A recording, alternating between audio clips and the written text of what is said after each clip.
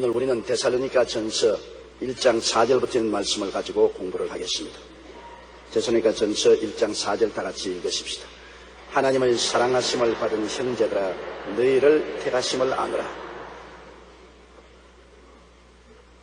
하나님이 나를 택했다. 아주 신기하고 신기한 일입니다. 왜냐하면 택했다는 것이 어제 오늘 일어난 사건이 아니고 만세 전에 하늘과 땅과 세계와 그 가운데 모든 것이 생겨나기 전에 이미 하나님이 우리를 보시고 아시고 그리스도 예수 안에서 택해 주시고 그리스도 예수 안에서 아버지가 기뻐하시는 뜻대로 우리를 예정하사 하나님의 자녀가 되게 해주셨습니다. 그러니 우리는 정신이 멍멍해서 뭐가 뭔지 알 수가 없어요. 왜 나는 현재의 시간과 공간의 제한을 받는 현재의 인간인데 내가 어머니 뱃속에 생겨나기 수억 년 만년 전에 우주가 생기기 전에 이미 하나님이 나를 보셨다 하니까 내가 태어난 것이 우연한 존재가 아니지 않아요. 그렇죠? 우연히 어머니 아버지 만나가지고서 우연히 날 만들어내었다고 생각하면 큰일이죠. 내가 태어날 것을 우주가 생기기 전부터 하나님이 이미 보시고 아시고 그리스도 안에서 택했으니까. 그러니까 여러분의 존재가 우연한 존재가 아니고 무가치한 존재가 아니라는 것을 알 수 있습니다. 물론 예수님 밖에 있는 사람이야 그건 우리는 상관할 것도 없어요. 예수 그리스도 안에서 구원을 받은 여러분 자신을 생각할 때 하나님은 여러분의 가치를 이 시간과 공간에 두지 않습니다. 영원 전에 이미 여러분을 보시고 아셨다. 그래서 그리스도 안에서 택했다. 좋아하시니까 택한 것입니다. 하나님이 싫어하시면 안 택해요. 하나님이 좋아하시니까 택하고 그리고 하나님은 우리를 기뻐하셔서 우리를 보고 기뻐하셔서 그리스도 안에서 하나님의 자녀가 되고 예수님의 신부가 되고 천국을 후사로 얻을 자녀로 예정을 하여 주셨다. 하나님이 전지전능 무소부지하시니까 하나님의 뜻을 거역할 수 없잖아요. 하나님이 택하시고 하나님이 내가 너를 내 자녀로 예수 그리스도의 신부로 예정을 했다. 그런데 하나님의 예정을 굽힐 사람이 누가 있습니까? 하나님보다 힘센 사람 누가 있어요? 하나님이 좋아하는데 누가 미워할 수 있습니까? 하나님이 우리를 세웠는데 누가 우리를 끌어내릴 수 있어요? 그런 면에서 우리가 생각할 때 우리 자신은 스스로 형편없는 존재인 것을 알고 있습니다. 우리는 죄짓고 불의하고 추악하고 버림을 받아야 마땅할 존재입니다. 우리가 무슨 가치가 있어요? 진토와 그런 무더기 안에서 꿈틀거리는 구데기 같은 인생이지 않습니까? 스스로 여러분께서 하나님 앞에 율법의 의롭다함을 입고 설 수 있는 사람이 있습니까? 없지 않아요.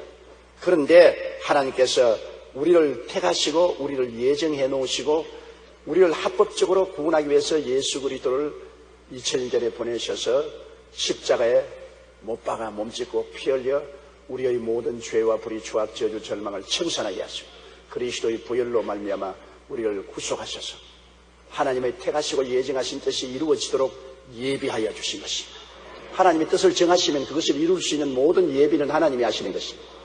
하나님이 여러분을 택하고 예정하신 뜻을 정해놓았기 때문에 그것을 이루기 위해서 필요한 모든 대책은 주님이 세우는데 그 가장 큰 대책이 하나님의 아들 예수님을 보내셔서 우리 대신하여 십자가에 몸짓고 피 흘려서 우리의 죄가를 다 청산하시고 하나님이 택하시고 예정하신 뜻이 이루어져서 오늘 여러분은 주의 백성이 된 것입니다. 어제 옥하는 목사님도 그렇게 말씀했지만 저도 요사이 종종 그것을 깊이 생각합니다. 어떻게 하나님의 아들이 사람으로 오셔서 나를 위해서 십자가에 못 박여 죽을 수가 있느냐? 너무나 신기해서 그걸 생각하면 어지러워져. 도저히 그 높이와 깊이와 넓이를 측량할 수가 없어요. 어떻게 하나님이 사람으로 오셔서 나 같은 사람 위해서 십자가에 못 박여 돌아가시냐? 어떻게 나 같은 사람을 택해 주시냐? 정말로 너무나 신기하고 놀라워서 그것을 깊이 생각하면 어지러워져요. 그래서 나중에 어지러워지니까 나중에 아버지 나는 모르겠습니다. 왜 나 같은 사람 택했는지 모르겠으니 그냥 믿어요. 무조건 하고 하나님이 그 은혜로 값없이 선물로 공짜로 내게 구원을 주시니까 나는 그냥 받아들이고 믿지. 너무 생각하니까 어지러워서 내가 도저히 못 견디겠습니다. 참 너무나 기가 막힙니다. 저나 여러분이나 오늘 예수를 구주로 모시고 하나님 백성 된 것이 우연이 된 것이 아닙니다. 이것을 우연으로 생각하면 큰일 납니다. 이것은 수억만 년 전에 하나님이 이미 보시고 아시고 택하여 주시고 예정하여 주셔서 그것이 그리스도 안에서 이루어진 것이기 때문에 보통 일이 아닙니다. 보통 일이 아니에요. 여간한 일이 아닙니다. 이렇게 하나님이 우리를 구원해 주셨으니 우리는 하나님께 대한 감사가 한없이 우리 속에 솟아 넘쳐야 될 것입니다. 지금 우리가 사는 것은 아무것도 아니에요. 우리가 푸른 채소밭에 시푸른 애벌레가 채소를 갉아먹고 있는 것을 보면 흉측하잖아요. 채소밭에 굼틀 털이 부슬부슬 나가지고서 채소를 먹고 있는 거 보면 아주 흉해요. 아주 징그러워요. 그러는데 세월이 지나면 이놈이 호치 속에 들어갔다가 휘황찬란한 나비가 되어서 나른단 말입니다. 그렇게 아름다운 나비가 되어서 이제 나르면서 이제는 채소를 먹는 것이 아니라 꽃에 꿀을 받는다. 꿀을 받는 것이다. 얼마나 큰 변화입니까? 푸른 애벌레에서 아름다운 나비로 땅에 기는 존재가 하늘에 나르는 존재로 이렇게 변하는 것을 보게 될 때 놀랍지 않습니까? 바로 우리 인생이 그런 것입니다. 우리가 사실은 이 푸른 벌레와 같이 아주 징그럽고 추악합니다. 하나님 눈으로 볼 때 우리 얼마나 징그럽고 추악한 존재인 것입니다. 그런 우리가 예수 그리스도의 고치 속에 들어가면 예수 그리스도의 은혜의 고치 속에 들어가서 세월이 지나면은 하나님의 자녀가 되어서 부활의 영광을 잔뜩 안고 하늘로 너풀너풀 날아 올라가서 주님 보좌 우편에 앉게 되는 것을 생각할 때 이거 너무나 변화도 너무나 큰 변화입니다. 상상을 초월한 변화입니다. 이것은 이론이나 과학이나 수학적으로 계산할 수 없는 것입니다. 이것은 오직 믿을 수밖에 없습니다. 하나님이 이렇게 우리를 만들어 주신 것입니다. 그렇기 때문에 바울 선생은 데살로니가 교인들을 보고 하나님의 사랑하심을 받은 형제들아, 하나님의 사랑을 받은 형제들아, 이 수없이 많은 사람 가운데 하나님의 사랑을 받은 형제들아, 너희를 택하심을 하노라. 하나님이 사랑하기 때문에 택하여 주셨지. 미워하는 사람 왜 택해요?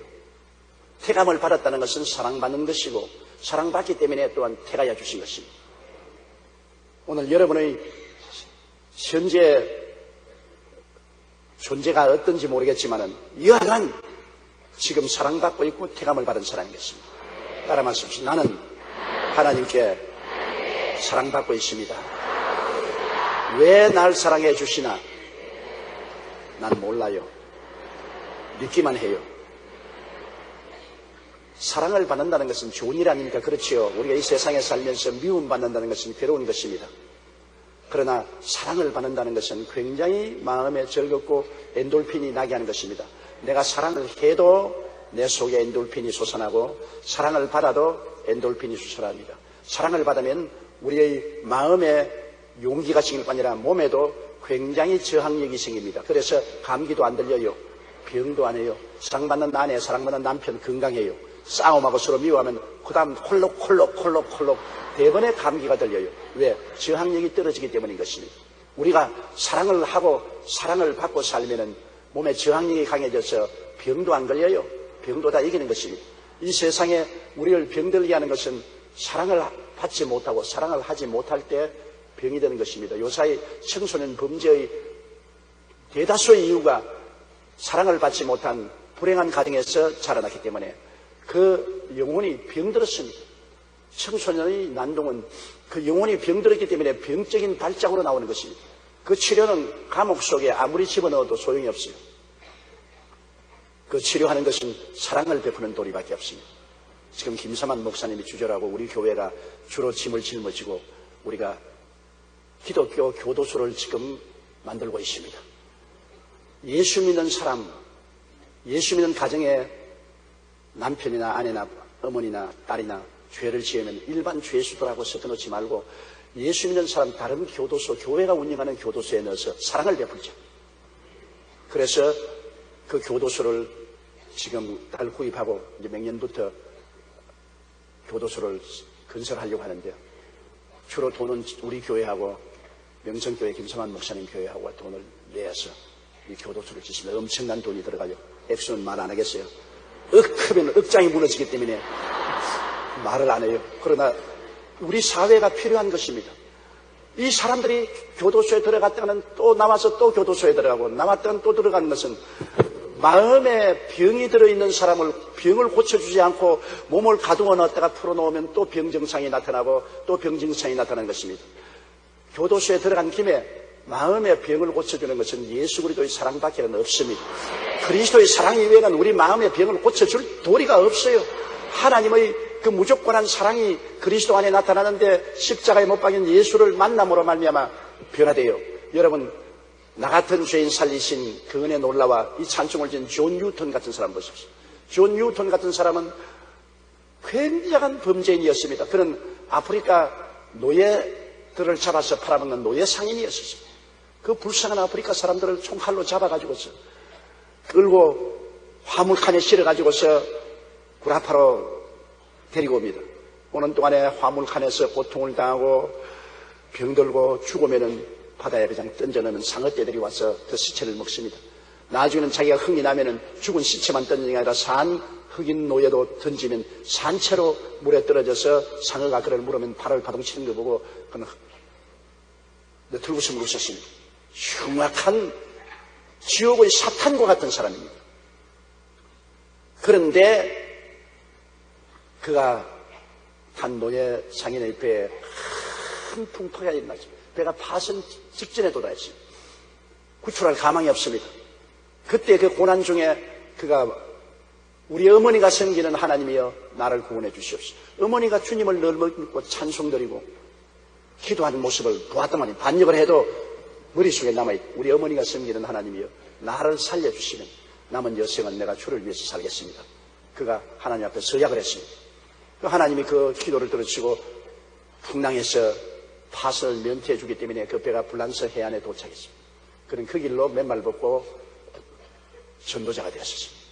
평생 그는 전도자가 되어서 그가 말하기를 내가 천당에 올라가면 두 번 놀랄 것이다. 첫째는 꼭 천당에 와 있어야 될 사람이 안 와 있는 것 보고 놀래고 둘째는 나 같은 죄인이 천당에 와 있는 걸 보고 놀랄 것이다. 나 같은 죄인 살리신 그 작사와 작곡을 존 뉴턴이 혼자서 했는데 그 작곡의 아이디어를 어디서 땄냐면 자기가 노예 상인들을 배에 싣고 가는데 노예들이 너무나 고통스러우니까 말도 못하고 마음이 아파서 앓는 소리 합니다.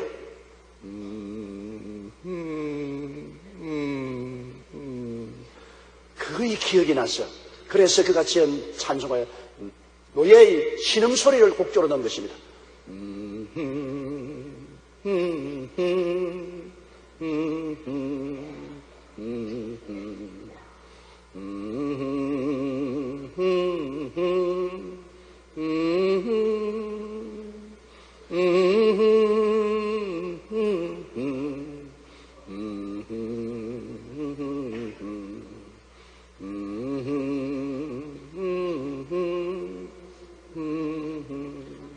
이 노예들이 앓는 소리입니다. 보통 곡조가 아닙니다. 그가 나중에 주의 종이 되고 난 다음에 노예들이 앓는 소리가 마음속에서 떠나지 않습니다. 그래서 그가 찬송가를 지어서 이 노예들이 앓는 소리를 곡조에 붙였습니다. 여러분, 왜 존 뉴턴 같은 사람을 하나님이 택하십니까? 우리가 알 수가 없죠.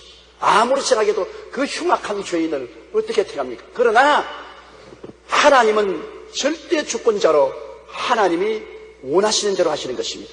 하나님이 존 뉴턴을 만세전에 보시고 아시고 그를 그리스도 안에 택하시사 때가 오니 그를 부르셔서 그리스도의 자녀가 되게 만드는 것입니다. 그리스도의 사랑을 받고 하나님의 택하신 판결에 들어가겠습니다. 그러므로 하나님의 선택하심에 대해서는 우리가 도저히 상상할 수가 없습니다. 상상할 수가 없어요. 우리의 생각을 뛰어넘어 하나님은 우리 모든 것을 보시고 아시기 때문에 하나님의 판단은 절대로 잘못된 판단이 될 수가 없습니다. 하나님은 정확한 올바른 판단을 하셔서 우리를 택하여서 사랑해 주시고 사랑하심으로 택하기 때문에 여러분 존 뉴턴 같은 사람도 하나님이 사랑하고 택하시는데 여러분이 택하시고 사랑받는 것은 당연한 이치 아니겠습니까? 그러므로 항상 여러분이 기억할 것은 예수님 십자가를 바라보고 하나님이 저 십자가를 통해서 나를 택하시고 사랑해 주심을 감사합니다. 하나님의 사랑받는 자녀면, 하나님의 사랑받는 자녀면 사랑받는 자녀답게 살아야 되겠지 않습니까? 십자가를 통하여 우리가 치료를 받았으니까. 그래서 우리가 기독교 교도소를 세우는 것도 이 세상에서 마음의 상처를 입고 마음이 병든 사람들을 교도소 안에서 그리스도의 사랑으로 치유하자는 것입니다. 그리스도의 사랑을 베풀어서 치유하여 그 사람들로 하여금 그리스도 안에 올바르게 서게 하자. 이렇게 하기 위해서 우리가 그 일을 하는 것입니다. 하나님의 사랑하심을 받은 형제들아 너희를 택하심을 아노라. 택하심을 어떻게 아느냐? 5절 보십시다. 이는 우리 복음이 말로만 너희에게 이른 것이 아니라 오직 능력과 성령과 큰 확신으로 된 것이니 우리가 너희 가운데서 너희를 위하여 어떠한 사람이 된 것은 너희 아는 바와 같으니라. 택하심을 이제 우리가 하나하나 꼽아봅니다. 하나님이 우리를 택하신 것은 우리가 이해할 수 없지만은 그러나 택하신 그 결과 하나님이 우리를 택하시기 위해서 역사하신 현실적인 체험을 여기 바울 선생은 말하고 있는 것입니다. 바울 선생이 그 사랑하는 제자들과 함께 데살로니가에 가서 복음을 전 것입니다. 데살로니가는 헬라 지구의 저 마케도니아 북쪽 수도 도시인 것이 데살로니가에 가서 복음을 전가할 때 그만 말로만 전한 것이 아니란 것입니다. 제조꾼, 말쟁이들만 된 것이 아니란 것입니다. 말씀을 전가할 때 말만 가지고 전하는 것은 이것은 말쟁이들인 것입니다. 오늘날 복음을 말로서 전하고 사람들을 웃기고 사람들을 엔터테인, 즐기게 하는 연예인처럼 하는 그거 지금 효과 없습니다. 그건 일시적으로 사람들을 웃게 만들고 배꼽을 잡게 만들고 즐겁게 만들지는 몰라도 사람들을 변화시키는 예수 그리스도의 구원의 능력을 나타내지 못합니다. 많은 오늘날 주의 종들이 자꾸 재미있게 만들려고 하는 것입니다. 웃기려고 사람을 즐겁게 하려고 애를 쓰는데 그것도 필요하겠지만은 그러나 말로서 아무리 즐겁게 해도 그리스도의 복음이 마음속에 부딪혀 들어오지 않으면 그것은 쇼하는 것이 복음은 아닌 것입니다. 복음은 마음속에 들어와야 됩니다. 그래서 바울 선생은 우리 복음이 말로만 너에게 이런 것이 아니라 오직 능력이 나타났다. 그리스도의 복음을 전할 때 능력이 나타난다. 무슨 능력입니까? 죄인이 가슴을 치고 아이고 하나님이여 나는 죄인입니다. 통회할 수 있는 능력이 와야 돼요. 회개가 마음대로 되는 줄 압니까? 여러분 사람이 내가 죄인이라고 깊이 느끼고 마음의 고통을 느끼고 회개하는 것은 하나님의 능력이 임하지 않고는 안 되는 것입니다. 아무리 회개하라고 고함을 쳐도 동문서답이요. 마음에 그것이 화살처럼 꼽혀야 회개가 되지. 회개가 내 마음대로 됩니까? 회개가 마음대로 되면 얼마나 좋겠노? 그러나 회개 안 되거든. 아주 돈을 쓰고 친구들하고 놀러다니는 부인 보고 좀 집안 일 좀 보고 집안에 앉으라고 남편이 아무리 고함쳐도 회개 안 해요. 그래도 내내 역시 계속해서 고운 꿈만 꾸려놓고 그냥 떠나버려. 아무리 회개해도 회라니. 도박하고 술 주정뱅이하고 방탕하고 사는 남편 보고 부인이 회개하라고 아무리 부탁을 해도 회개합니까? 말로가 아무리 해도 회개 안 해요. 놀이방이나 가고 인터넷이나 채팅이나 하고 게임이나 하는 아들 보고서 공부하라고 그렇게 어머니 아버지가 목을 매달고 말해도 회개합니까? 말로가는 안 돼요. 능력이 따라야 돼요. 능력이 따라야 회개가 오는 것입니다. 1907년에 평양 장대연 교회 길선주 목사님이 사경회를 하는데 아무리 설교를 해도 성도들이 회개를 안 하거든. 성도들이 시작부터 자꾸 조는 거라. 자꾸 졸고 회개를 안 해요. 그래서 너무 답답해서 그가 집에 돌아와서 하나님께 꿇어 엎드려서 그래서 하나님 이 길선주가 아무리 복음을 전해도 사람들이 회개를 안 한다. 내 말만은 허공을 치고 있습니다. 효과가 없습니다. 하나님이여 어찌할까요? 그러니까 성령이 말해 이놈아 니부터 먼저 회개해라. 내가 무슨 죄가 있습니까? 야, 너 친구가 죽을 때 인감 도장하고 전담 문서를 주면서 우리 마누라는 난 놓고 기억자도 모르니까 이거 팔아가지고서 우리 아내에게 현금을 주라. 그래서 먹고 살도록 해주라고 부탁을 했는데 네가 그 인감도장 받아 전답을 팔아서 그 중에 100원을 네가 먹었지. 100원이라 하면 오늘 돈으로 한번 계산하면 한 1억쯤 돼요. 1억쯤을 꿀꺽 삼켜버리고 나머지 돈을 그 미망인에게 주었잖아요.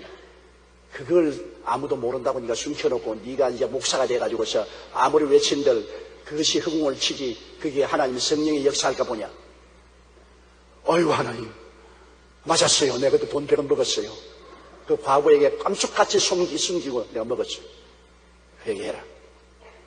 그래서 그가 그 다음날 교회 가서 여러분 이 길선주가 죄를 지었기 때문에 성령이 역사하지 않습니다. 여러분이 회개할 능력이 임하지 않습니다. 내가 우리 친구의 부탁을 저버리고 과부돈 100원을 떼먹었습니다. 나는 큰 죄인입니다. 내가 당장 이 100원을 마련해서 과부에게 갖다 갚겠습니다. 그래서 그 돈을 만들어서 과부에게 100원을 갚아주고 복음을 전하니까 회개하는 능력이 임하는 것입니다. 회개하는 능력. 막 교인들이 회개하고 자고하고 나도 도둑질했습니다. 나도 가늠했습니다. 나도 거짓말했습니다. 나도 미워했습니다. 회개가 줄줄이 일어나고 그리고 남은 그 훔친 것 가져와서 갚고 화해하고 변화시키는 역사가 장대현 교회에 일어났어요. 이것이 한국의 오순절 운동입니다. 거기에서 일어난 성령의 운동이 우리 한국 강토를 뒤엎은 것입니다.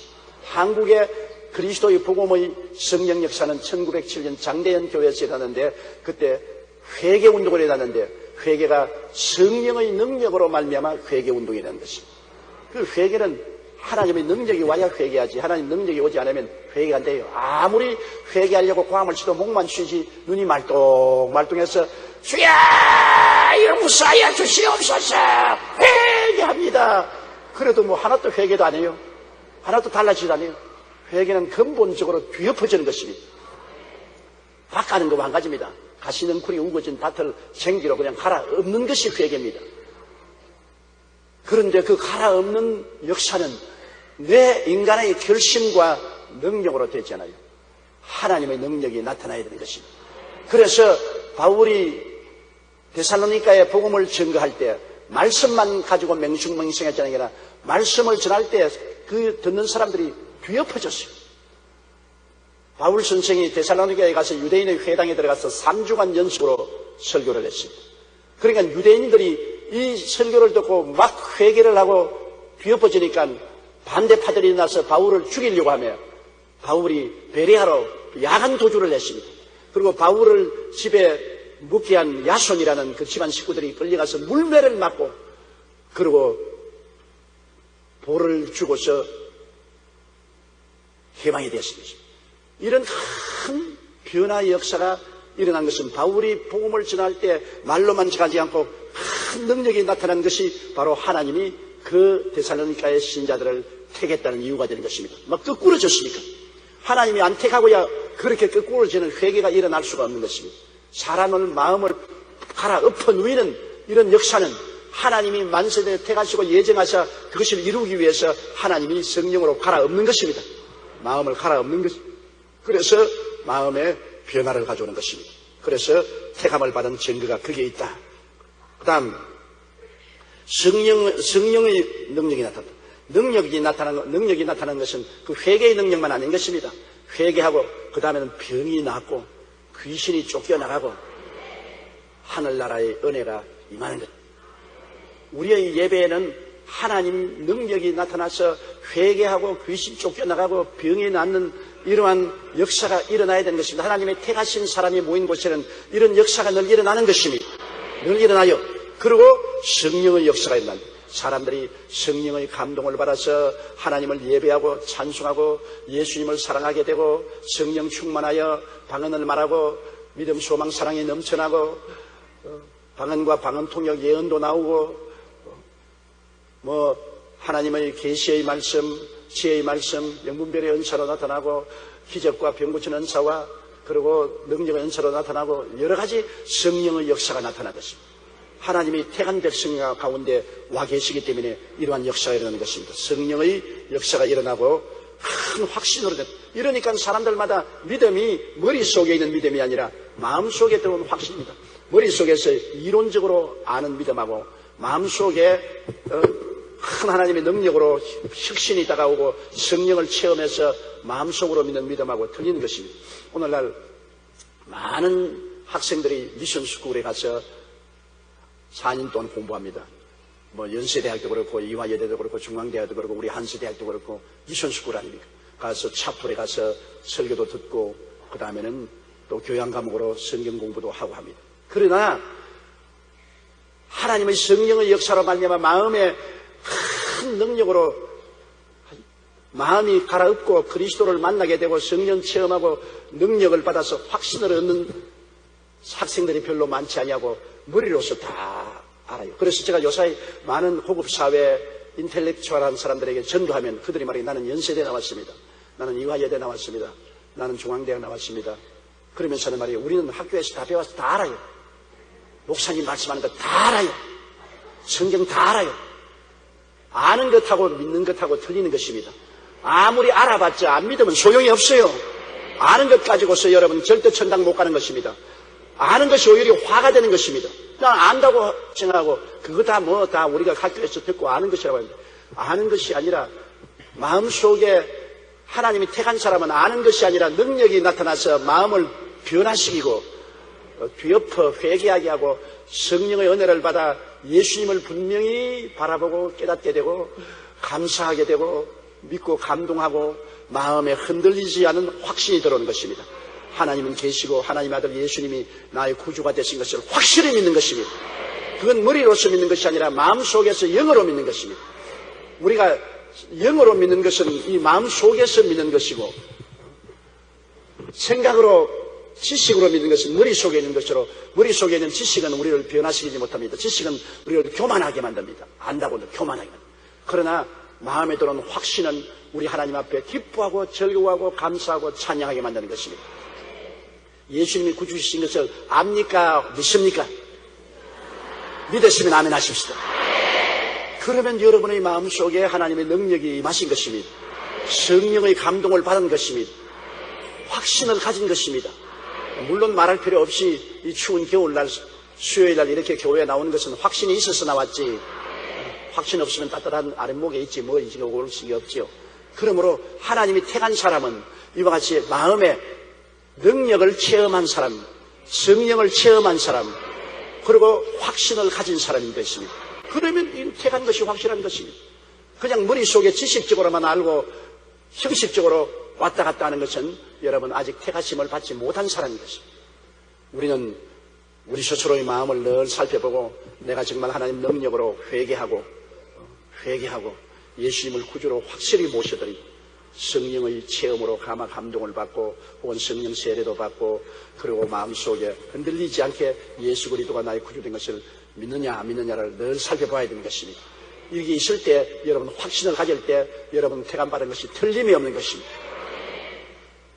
우리가 모르는 사이에 하나님이 택해 주신 것도 알지만 이거는 체험상의 택함을 말하는 것입니다. 우리가 모르는 사이에 하나님이 만세전에 하나님 편에서 택한 거라고.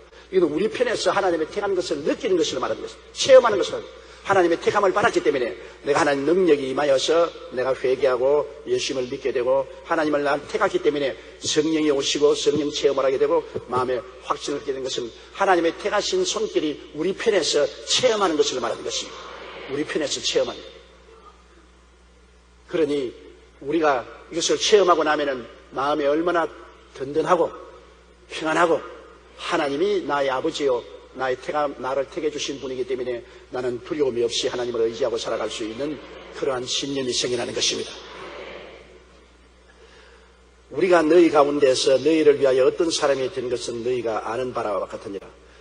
그래서 바울 선생과 그 제자들이 복음을 전가하니까 이 데살로니가 교인들은 바울 선생과 그 제자들을 하나님의 사자처럼 마치 예수 그리스도처럼 따랐었습니다. 존경을 했습니다. 왜냐하면 저들이 그냥 와서 무슨 연극 배우하듯이 배우 노릇한 것도 아니고 저들이 전한 말씀을 전하니까 사람들이 거꾸로지고 귀신이 소리쳐 나가고 병이 낫고 하나님 성령이 임하시고 모든 사람이 삶이 새로워지고 확신을 얻고 하니까 이게 보통 분이 아니다.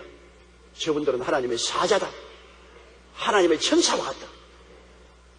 보통 사람으로 취급을 받지 않았습니다. 보통 뭐 정치인이나 학자나 이런 사람 취급을 받았습니다. 이건 완전히 하나님의 사자로서 그리스도와 같이 취급을 받았습니다. 바울 선생께서 갈라디아 교인들에게 편지할 때도 그렇게 말했습니다. 우리가 너희 갔을 때 너희가 우리를 예수 그리스도처럼 사랑하고 영접해 주지 않았냐. 아예 그냥 데살로니가 교인들이 바울 선생과 그 일행을 보고 기이하게 되겠습니다. 어떻게 저 사람들이 가서 말씀만 전가하면 능력이 나타나고 성령의 역사가 일어나고 사람들이 확 달라져 버립니다. 개인이 달라지고 가정이 달라지고 사회가 달라지고 확 달라져 버립니다. 그러니까 모두 다 그 사람들을 하나님의 사자들로 신기하게 대하였습니다. 바로 그 말인 것입니다. 너희 가운데 너희를 위하여 어떠한 사람이 된 것은 너희 아는 바와 같으니라. 그렇기 때문에 바울 선생과 그 일행들은 그 사람들의 기대에 어긋나지 않기 위해서 사람들에게 신세지지 아니하고 사람들을 시험에 들지 않기 위해서 자기들이 손수 일해가지고서 천막을 만들면서 일해가지고서 먹고 살며 아주 흠도 없고 점도 없이 하나님의 사자가 되려고 열심으로 노력했습니다.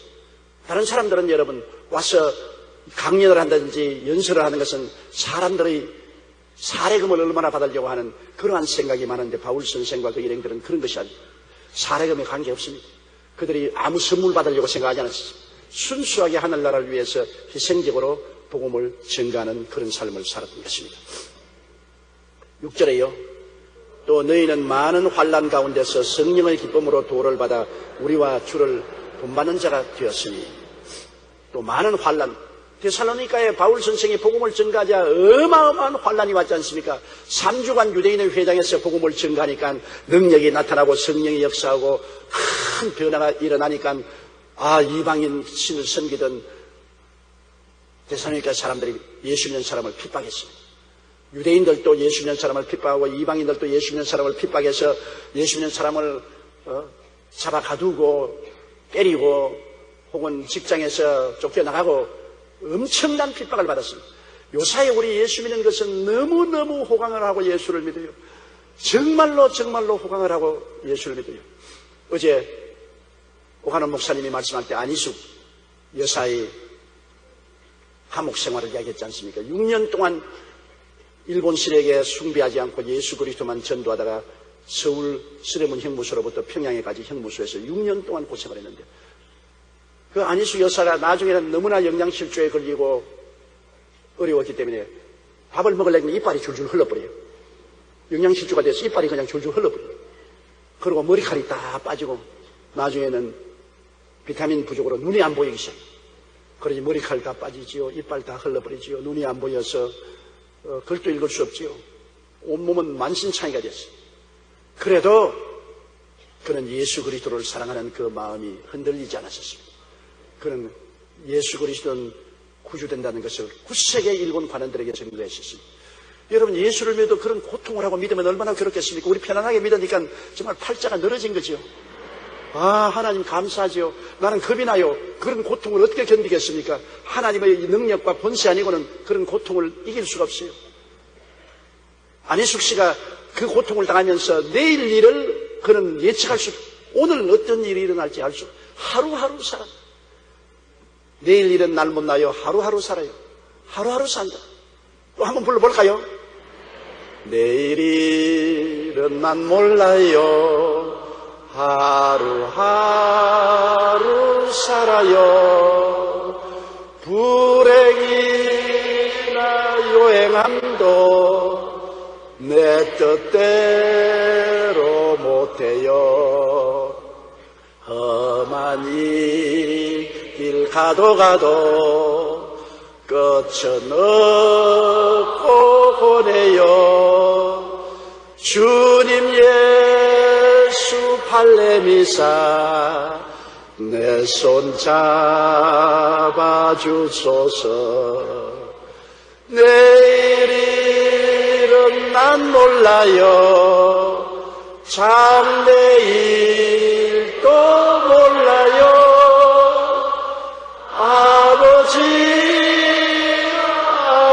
아버지여 평탄한 길 주옵소서. 우리가 편안하게 부르니까 별로 감동이 없지요. 그러나 그 고통 속에 눈물을 흘리며 이 찬송을 부를 때 그 마음의 감동이 어떻게 했습니까? 그 영혼을 전율시켰을 것입니다. 사람들이, 우리 선교들은 고생을 받았습니다. 더구나 초대교회는 기독교 복음이 없고 이방신이 꽉 들어찬 곳에 예수 그리스도의 복음을 전가하니까 정권적인 차원에서 시작해서 사회적으로 예수 믿는 사람을 어마어마하게 핍박했습니다. 로마의 10대 황제가 계속해서 예수 믿는 사람을 잡아서 그들을 사자굴 속에 던져넣고 횃불을 만들어서 기름을 부어서 불로 태우고 맹수와 싸우게 하고 엄청난 고통을 당했었습니다. 그럼에도 불구하고 그들은 예수 그리스도의 복음을 굳게 믿은 것은 그들이 복음을 받을 때 큰 능력과 성령으로 말미암아 확신을 가지고 믿었기 때문인 것입니다. 머릿속으로 바라던 게 아닙니다. 하나님의 능력이 임하여서 그들의 인생이 확 뒤집혀지고, 그리고 성령이 임하여서 성령으로 큰 확신을 가졌기 때문에 살든지 죽든지 흥하든지 망하든지 성하든지 쇠하든지 예수님을 따라간다. 그들은 살면 전도요, 죽으면 천국이다. 육신의 장막지 벗어버리면 하늘나라에 가서 더 영화롭고 아름다운 곳에 들어갈 것이니 두려울 것이 없다. 죽음을 두려워하지 않는 그들 때문에 로마의 콘스탄티누스 황제 때 주 312년에 그리스도교가 온 천하에서 국교가 되고 천하가 복음화됐습니다. 우리 한국도 여러분 어마어마한 핍박을 받았습니다. 일정 36년 동안에. 물론 조선조 시대도 대원군이 가톨릭 신자들을 얼마나 죽였습니까? 우리 여기 앞 한강 절두산 위에 저기서도 약 3천여 명의 가톨릭교 신자들이 참수를 당했었습니다. 그러고 난 다음에 일정 36년 동안에 신사참배 안 한다고 많은 우리의 목사님과 장로님들이 투옥되고 순교를 다니는데 그 중에 유명한 순교자가 길선주 목사님도 그 중에 한 분 아닙니까? 이렇게 고통을 당하고 6.25 때 공산군이 내려와서 교회 쳐닫고 교회를 지키던 목사 장로들을 죽였지 않습니까? 그런 큰 고난을 겪어서 피를 흘렸기 때문에 우리 후손들이 이렇게 평안히 예수를 믿어요. 이렇게 큰 교회 지어놓고 뜨뜻한 스팀 떼면서 우리 앉아서 말씀 공부하고 예수 믿는 것 너무너무 팔자가 늘어졌어요. 이렇게 편안하게 예수 믿고 천당 가는 것 얼마나 좋은 일인 것입니까? 그러니 고난당한 우리의 선조들을 감사하게 생각하고 우리가 더 잘 믿고 더 열심히 전도해야 될 것인 것입니다.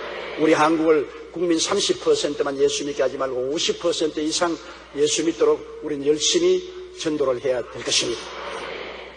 택하는 것은 하나님이 택하시고 전도는 우리가 해야 되는 것입니다. 우리는 몰라요. 하나님 뜻을 모르기 때문에 우리는 열심히 전도하고 그 다음에 하나님은 택하여 주시는 것입니다. 우리 한국 민족은 하나님이 특별히 택한 민족이라고 나는 생각을 합니다. 이 아시아에서 한국 민족만큼 인구에 비례해서 예수 믿는 사람이 많은 나라는 없습니다. 우리나라는 지금 1200만 성도가 5천만 동포 가운데서 예수를 믿고 있습니다. 정말 외국에 제가 나가서 복음을 많이 전가하기 때문에 보면 압니다. 예수 믿고 나오는 사람이 그렇게 많지 않습니다. 더구나 일본 같은 데 가서 복음을 전가하면 정말로 예수 믿고 나오는 사람이 희귀합니다. 이렇게도 하나님이 택하시지 않았는가 가슴을 칠 정도로 고통을 당합니다. 그러나 한국에는 잘 모이고 또 회개하라면 무리를 지어서 나와요. 참 희한한 일입니다. 많이들 잘 모이고 회개하라면 또 많이 회개하고 나오고 하나님의 말씀이 권세가 있고 성령의 능력이 항상 따릅니다. 큰 확신이 옵니다. 이건 한국 민족을 하나님이 택했다는 증거가 되는 것입니다. 아무리 전도해도 능력도 나타나지 않고 성령의 역사도 안 나타나면 안 택한 끝이거든. 능력이 나타나고 성령의 역사가 나타나면 하나님이 택한 증거가 있어요. 우리는 한국에서 어느 곳에 가도 능력이 나타나고 성령의 은혜가 임하여 주시니 우리 민족을 택하고 있다는 증거가 확실한 것입니다. 그러므로 우리가 열심히 전도해야 돼요. 그래서 너희는 많은 환난 가운데, 그런 큰 환난 가운데 성령의 기쁨으로 도를 받았다. 우리가 예수를 믿게 되는 것도 우리 힘으로 믿는 것이 아니고 성령께서 우리 마음 문을 열어야 예수님을 믿게 되는 것입니다. 성령께서 우리 마음 눈을 밝히지 아니하면 예수 절대 못 믿어요. 여러분 예수님이 하나님의 아들인 것을 보았습니까? 만졌습니까? 전혀 예수님을 본 적도 없고 예수님의 옷자락을 만진 적도 없습니다. 그럼에도 불구하고 우리가 예수님을 하나님의 아들로 믿고 말할 수 없이 기뻐하고 즐거워하는 것은 성령이 우리 마음속에 깨닫게 해주신 것입니다. 성령이 우리가 복음을 들을 때 성령이 그 말씀으로 우리 마음속에 열쇠를 열고 우리 마음속에 복음이 들어오도록 해주시는 것이지, 성령의 역사 없이는 절대로 안 돼요. 우리가 음식을 먹을 때도 그렇습니다. 음식을 먹으면 음식이 우리 소화다에서 우리 에너지인 당이 되는데, 이 당이 우리 피 속에서 세포로 흘러 들어가는데 그 세포의 막을 열어주는 것이 뭐냐면 인슐린입니다. 인슐린이 우리 밥 먹어서 전부 영양분이 당분화된 포도당이 된 그것이 피 속에 꽉 틀어차 흐르는데, 이것을 인슐린이 가서 세포 문을 똑똑 들어, 여보세요, 배달 왔어요, 에너지 배달 왔어요. 그러면 이 세포가 인슐린의 문 두드리는 소리 듣고 하면서 문을 열고, 그러면 쫙 석유와 휘발유 들어가듯이 당이 들어가서 세포에 힘을 주어서 우리가 힘차게 살아갈 수 있어요. 그런데 당뇨병이 걸리면 어떤 일이 생기냐, 인슐린이 안 나오거나 적게 나와요. 그러니까 잔뜩 피 속에 당은 쌓였는데 인슐린이 많이 안 나오거나 적게 나오면 세포에 문을 안 두들겨 줘요. 문을 안 두들겨 주니까 또 인슐린이 약하면 문을 두들겨도 소리가 많이 안 들려요. 딱딱딱 탁탁탁 했는데 딱딱딱, 그러니까 세포가 문을 안 엽니다. 이래서 에너지가 피 속에 뻑뻑하게 차여서 혈관을 막을 뿐 아니라 이것이 오줌으로 다 나가야 되니까 물을 퍼마십니다. 이 조청같이 된 이것을 갖다가 피 속에 있는 것을 오줌으로 내보니까 물을 자꾸 마시고, 그리고 소변으로 나가고, 그 다음에는 에너지가 안 들어가니까 피곤해요. 늘 피곤해요. 피곤하니까 늘 배가 고파요. 당이 걸린 사람 물을 많이 퍼마시고 늘 피곤하고 늘 배가 고프고, 그래서 잔뜩 퍼먹어도 세포로 안 들어가는 거예요. 이 큰일 났어요. 아무리 먹어도 에너지가 안 돼요. 그래서 당뇨병이 무서운 병이 되지 않습니까? 그것이 피 속에 이렇게 뻑뻑한 당이 많이 쌓이므로 이것이 나중에 심장 마비를 일으키고 뇌졸중을 일으키고 신장을 피 흐르는 혈관을 막아가지고서 신장이 망가지고 만병의 근원이 되는 것입니다.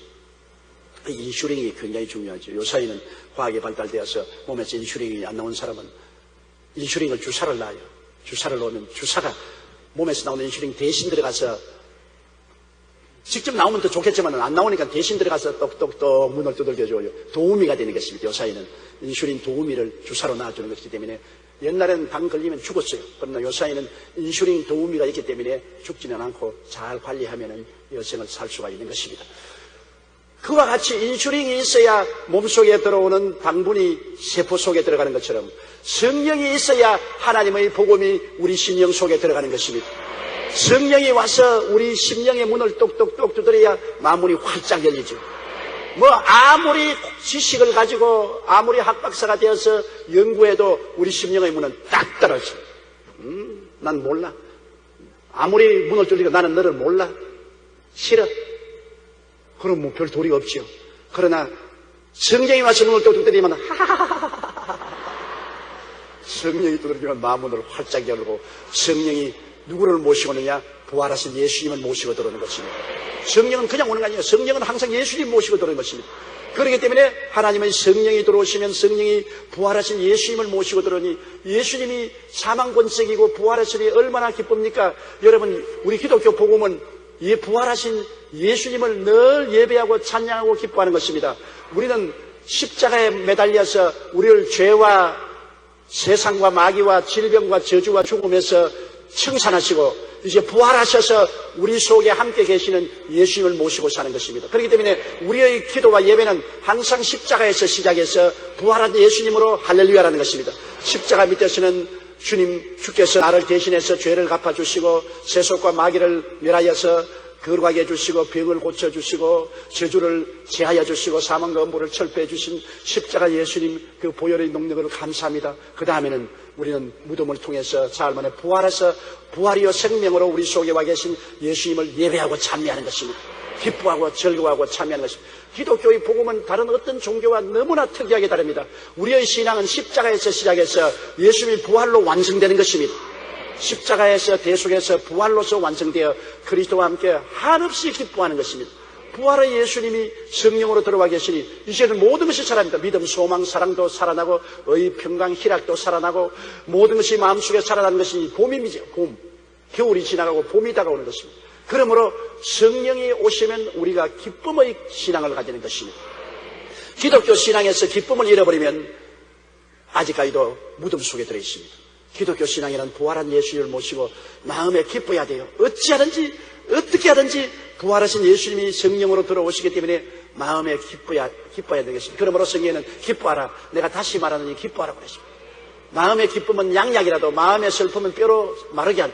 기뻐지면 우리 마음도 치료받고 육체도 치료받고 생활도 치료받고 다 치료받잖아요.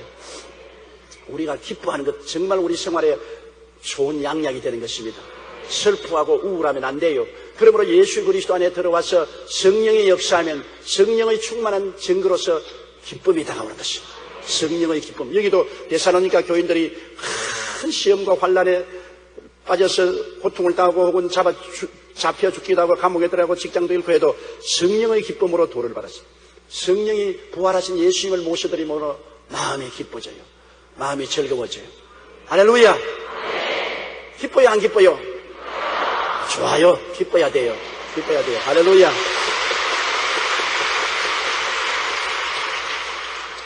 나 자유 얻었네. 너 자유 얻었네. 우리 자유 얻었네. 나 자유 얻었네. 너 자유 얻었네. 우리 자유 얻었네. 쇠사슬 풀렸네. 우리 자유 얻었네. 할렐루야. 나 자유 얻었네. 너 자유 얻었네. 우리 자유 얻었네. 우리가 자유를 얻었으니까 기쁘지요. 종으로 쇠사슬에 묶여서 끌려갈 때 기쁘지 않지요. 해방되었을 때 얼마나 기쁩니까? 저는 제 일생에서 가장 큰 기쁨을 느낀 것은 1945년 8월 15일 해방되었을 때였습니다. 일정 36년의 폭정이 끝나고 해방되었을 때 그때의 감격을 말로 달 수 없습니다. 여러분은 나보다 젊으니까 그때 체험 못했지요. 용용 죽겠지. 얼마나 기뻤던지 정신이 없었어요. 그때 해방되었을 때. 그리고 6.25 사변 났을 때 그 고통 중에 있다가 정전되었을 때, 휴전이 되었을 때 그때 또한 큰 기쁨을 체험했습니다. 종살이에서 해방된다는 것이 얼마나 기쁩니까? 그런데 우리가 죄의 종이요, 세상의 종이요, 병의 종이요, 저주의 종이요, 죽음의 종살이에서 예수 그리스도로 말미암아 쇠사슬 끌려지고 우리는 해방되고 부활하신 예수님이 들어와서 함께 살게 되니 성령으로 말미암아 기뻐하지 아니할 수가 없는 것입니다. 또 너희는 많은 환난 가운데서 성령의 기쁨으로 도를 받아 우리와 주를 본받는 자가 되었다. 그래서 어찌하든지 주님을 본받고 또 주님은 눈에 안 보이지만은 주의 종인 사도는 눈에 보이지 않습니까? 주님을 본받고 사도들의 가르침을 따라서 본받는 자가 되었다. 우리가 인생을 사는데 내 마음대로 못 살아요. 언제나 본이 있어요. 자식들은 부모의 본을 봐요. 별 도리 없이요. 자식은 처음 태어나서 백지와 같아요. 백지에 여러분 그림을 어떤 그림을 그리는가? 누가 그림을 그립니까? 어린아이로 태어나서 6살 동안에 거의 한평생의 인격이 완성되는데요. 6살 동안은 어린아이가 자기 스스로 인생을 바라보고 생각하고 판단할 능력이 없어요. 부모님이 어린아이에게 그려주는 그림을 받아들여요. 백지에 그림을 그려놓아요. 기초 그림을 그려놓아요. 그 다음 자기가 자라서 학교에 가서 공부하고 배우고 판단하는 것은 기초 그림이 그려진 위에다가 그림을 그려요. 그러니 여러분 집을 지을 때 기초는 안 보이잖아요. 그러나 기초를 잘못 넣어놓으면 아무리 좋은 집도 풍수해가 일어나고 지진이 일어나면 무너지죠. 기초는 안 보여요. 우리 건물도 기초가 보이나요? 우리 여의도 순복음교회 기초가 안 보여요. 그러나 기초를 놓을 때 내가 그게 함께 나가기 때문에 이 모래사장 위에, 모래 위에 놓은 기초입니다. 모래 위에 놓은 기초. 이 기초가 30년 동안 기초가 튼튼하게 나왔으니까 이렇게 교회가 튼튼한 것입니다. 정말 이 교회 기초를 놓을 때 저는 이 자리에서 살았습니다. 왜냐하면 건축가들이 돈 벌기 위해서 기초를 허술하게 나는 집 짓는 것을 다 중지시키고 도로 다 파헤쳐서 새로 넣어라. 그래가 얼마나 싸우고 야단 법석을 했는지 모르겠어요. 정말로 천사와 같이 강단에서 설교해야 되는데 현장에 나가서는 아예 원수같이 싸워야 됐어요. 말을 안 들어주니까. 그래서 이 교회가 만세반치고에 서게 되고 이 아름다운 교회가 된 것입니다. 눈에 안 보이는 기초를 쌓는 것. 이것이 얼마나 힘이 들죠. 그러므로 요사이 이렇게 고층 건물 30층, 40층 지을 수 있는 것은 눈에 안 보이는 기초가 튼튼하기 때문에 눈에 보이는 건물을 갑니다. 우리 인격도 우리가 유치원, 초등학교, 중고등학교, 대학교, 대학원, 그 다음 세상에 나와서 우리가 지식을 습득하고 인격을 함양한 모든 것은 우리 부모님들이 세워놓은 기초 위에 서는 것입니다. 그러니 부모의 역할이 얼마나 큽니까? 6살 동안 기초가 설립됐는데 그동안은 부모님 하는 것을 다 봅니다. 부모님이 열심히 싸우느냐? 그럼 인생은 부부간에 싸우는 것이로구나. 부모님이 서로 존경하면 인생은 존경하는구나. 또 말도 그래요. 남편이 부인 보고 야, 자, 여기 와, 저기 와. 이거 종부리듯이 하면 원래 남편은 부인을 종부리듯이 하는구나. 그거 아주 나빠요. 반드시 존경을 했어야 돼요. 저는 우리 애들 앞에서 한 번도 집사람 보고 야, 자, 임마, 점마 그런 소리 한 적이 없어요. 존경해야지. 이거 하세요, 저거 하세요, 이거 좋습니까, 저거 좋습니까. 그러니까 애들이 처음부터 시작해서 원래 존경어를 사용하는 것이 삶의 정상적인 것이구나. 그것이 기초에 들어가는 것입니다. 부모들이 자식들을 위해서 닦아놓은 기초라는 것은 평생을 가는 것이기 때문에 좋은 부모를 만난다는 것은 얼마나 중요한지 몰라요. 그 이후에 기초가 튼튼하지 못하면 그 후에 많은 고통을 겪게 돼요. 이러기 때문에 아들, 딸 시집 장가 보낼 때 여러분 꼭 부모를 봐야 돼요. 학벌이 어떠냐, 직장이 어떠냐 그것만 보지 말아요. 왜냐하면 속에 있는 기초는 보통 때는 나타나지 않아요. 어떤 때 나타나느냐? 삶을 살아가다가 어떤 어려움에 처하면 본성이 나타나요. 여러분 시골의 우물을 보십시오. 본 때는 우물이 맑아요. 비가 많이 오면은 우물 위에 우물 들어가보면 기름이 둥둥 떠 있어요. 비가 오기 전에는 물이 맑았는데 비가 많이 오고 난 다음에 홍수가 나고 한 다음에 우물물도 싹 올라오는데 보면 기름이 둥둥 떠 있어요. 왜? 애들이 모르는 사이에 죽은 강아지, 고양이를 우물에 던져 넣습니다. 그놈이 깔아앉아 있으니까 본 때는 모르는데 홍수가 나면은 그것이 썩은 물이 떠올라오기 시작해요. 그와 같이 가정교육이 없는 기초가 없으면 보통 때는 몰라요. 그러나 가정에 싸움이 붙었을 때, 경제적인 어려움이 있을 때, 갈등이 있을 때 그 옛 모습이 다 드러납니다. 고약한 것이 다 드러나고 그때 팡 깨지는 거예요. 그러므로 집안을 봐야 돼. 그 집안이 어떤 뼈다귀인지 뼈다귀를 봐야 돼. 뼈다귀가 얼마나 중요하다고요. 이 젊은이들은 로맨스만 주장하고 서로 눈만 맞으면 좋다고 눈도장만 찍어서 결혼하는데 이것은 위험천만합니다. 기초가 튼튼해야 좋은 가정이 지어지지요. 기초가 흔들리는데 어떻게 좋은 가정이 이루어져요. 그러므로 시집장가 보낼 때 꼭 가문을 보세요. 부모님을 봐야 돼요. 부모가 그림을 그려주었으니까. 그림을 그려주었으니까. 존 뉴턴 같은 사람도 보십시오. 그렇게 노예 상인이 있어도 어머니가 그림을 그려놨어요. 어릴 때 어머니가 예수를 믿고 늘 기도를 해준 그 밑거름이 있었기 때문에 풍파가 일어나니까 우리 어머니가 믿던 예수님이여 나를 도와주시옵소서. 그 밑거름이 있으면 환난과 어통을 당하면 기초가 드러나거든. 좋을 때는 기초가 안 드러나요. 고난당할 때 기초가 드러나는데 인생을 살면서 항상 좋을 때만 있습니까? 고난이 다가오거든. 그때 기초가 드러나거든. 그렇기 때문에 그 기초는 부모님이 그림을 그려준다는 것을 알아야 되는 것입니다. 그 부모가 표본이 되죠. 예수 믿는 것도 한 가지입니다. 예수 믿는 것도 기초는 누가 그려주느냐? 그 교회 목사가 그려주는 것입니다. 시험에 교회에 나와서 예수님을 어떻게 알며 하나님을 어떻게 아는 것입니까? 목사님이 그 교회에서 어떻게 강조해서 신앙의 기초를 그려주는가에 따라서 그 위에 이제 기도도 하고 말씀 공부도 하고 열심히 해야 신앙이 자라죠. 우리 여의도 순복음교회는 모두 다 오중복음과 삼중축복으로 그림을 그려놨단 말이에요. 모르는 사이에 전부 그 성경 속에 오중복음과 삼중축복의 희망의 복음이 그림이 그려졌기 때문에 우리 교회에 있을 때도 그렇고 지방에 나가서 다른 교회에 나가도 해외에 가도 보통 교인과 같이 보이지만 나중에 어려울 때가 딱 당하면 기초가 드러나요. 오중복음과 삼중축복으로 희망을 가지고 낙심하지 않고 일어나는 근질긴 믿음이 나타난단 말입니다. 그러므로 기초라는 것이 필요하죠. 바울 선생은 자기 제자들과 함께 마게도니아 교인들이 그 환난을 당하고 시련을 당하나 짧은 세월에 복음을 받아서 예수 그리스도와 바울 선생의 본을 따랐다. 예수 그리스도는 말할 필요 없거니와 그리스도의 종인 바울 선생이 복음의 기초 그림을 그려준 그 본을 따라서 잘 이겨나간다는 것입니다. 그러므로 우리가 본을 올바르게 따는 것 굉장히 중요해요. 교회를 자꾸 이 교회에서 저 교회로 옮겨다니는 사람은 모범이었어요. 본을 따지 못해요. 그러므로 아유 뒤죽박죽 인생을 살다가 나중에 신앙 잃어버려요. 어느 교회든지 내가 그곳에 가서 내 마음에 본을 딱 따야 돼요. 기초를 튼튼히 해야 돼요. 그래서 예수를